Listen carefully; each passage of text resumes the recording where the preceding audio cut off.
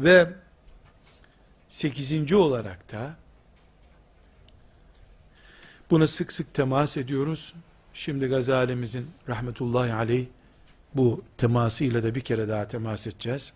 Her tartışma İslam'ı küçültürken fırkaları, cemaatleri büyütecektir. Bu da şeytanın aradığı şeydir. Çünkü tartıştıkça ne çıkıyordu? Kin çıkıyordu devreye. Kin, müminler arasında ülfeti azaltıyor. Birlik beraberliği azaltıyor. Müminler arasında birlik olmayınca İslam büyümüyor. Ama İslam'dan nimetlenip cennete girmek için uğraşan filanca holding oluyor.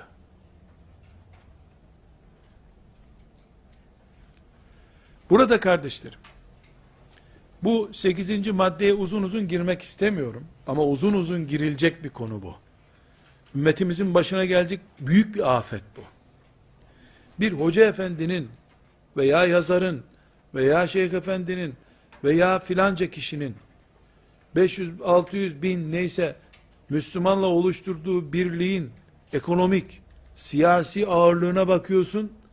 Afrika'da Moritanya İslam Devleti, onun böyle bir otoritesi yok dünyada.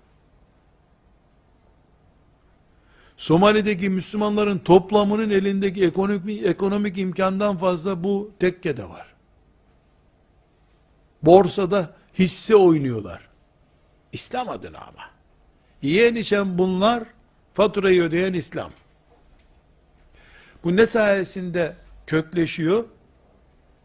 Tartışmalarda, birbirlerine cevap vermelerde, affetmeyen, kalsın kardeşlerimiz de öyle düşünsün, demeyen anlayış bu sonuca taşıyor Müslümanları. Filancaya, nasıl sen kafir demezsin?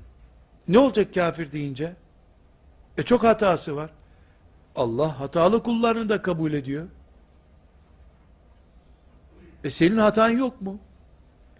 Birbirimizin hatasıyla uğraşacak yerde küfürle uğraşalım. Küfürle mücadele edelim. Kafirlerden bir kişiyi kurtarıp imana çağıralım.